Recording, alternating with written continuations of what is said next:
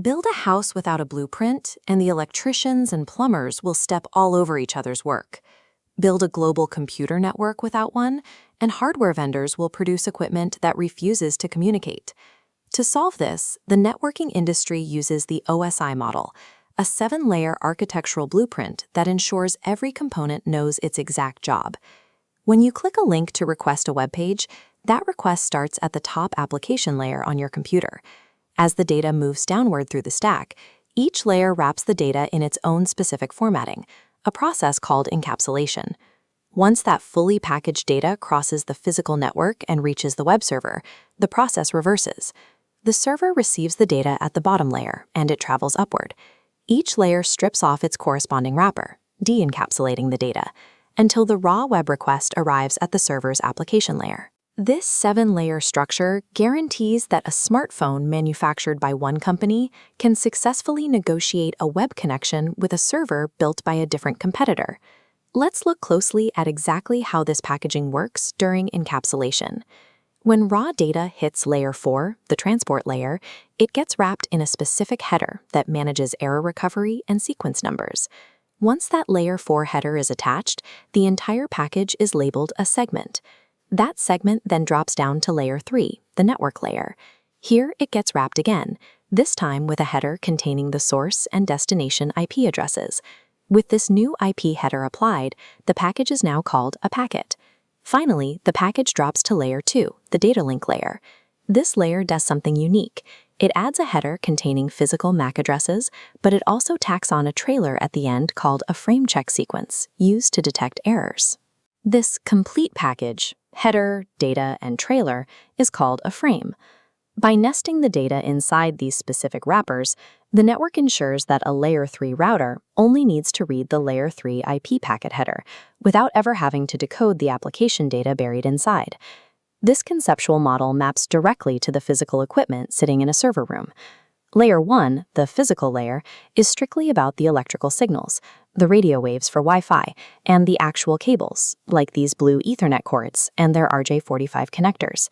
Layer 2 represents the local network topology. This is where your local area network switches operate, reading MAC addresses and managing VLANs to forward those frames to the correct local device. Layer 3 is where routing happens across different networks. The hardware here includes the routers and their physical Ethernet ports, which read IP addresses to calculate the best path across the internet. Network engineers rely on this layered mapping every day to diagnose connections. When you check your router's command line interface, a healthy port shows a status of up and up. That first up tells you layer 1 is functioning. The cable is plugged in. The second up confirms layer 2 is working. The data link protocol is negotiating correctly. Now, apply what we just mapped. If you run a status check and the output says up/down, which hardware or protocol layer is actually failing? Pause the video and lock in your answer. The first up means layer 1 is perfectly fine. Your cable is physically connected and receiving electrical signals. The failure is the second status, down, meaning you have a layer 2 data link problem, like a mismatched encapsulation protocol on the switch interface. Knowing how to isolate the exact layer of a failure prevents you from wasting hours replacing perfectly good cables or functional router hardware when a simple protocol configuration is the actual culprit. When a user complains that a website won't load, you don't start by rewriting the web server's code. You use the OSI model to troubleshoot from the bottom up. Step 1. Check layer 1. Is the Ethernet cable securely plugged in? Is the Wi-Fi connected? If the physical connection is solid, you move up to layer 2. Are the MAC addresses being learned by the switch? Is the port assigned to the correct VLAN? If yes, advance to layer 3. Can the device ping its default gateway? Is the router configured with a valid IP route to the destination? Once routing is confirmed, you check layer 4. Are firewalls blocking the specific TCP or UDP ports? Finally, if all network transport is functioning, you investigate the top layers to see if the web browser itself is frozen or if the application requires a fresh login session. This diagram shows the complete OSI reference architecture. Notice how the PDU terms map to the lower layers: segments at layer 4, packets at layer 3, and frames at layer 2.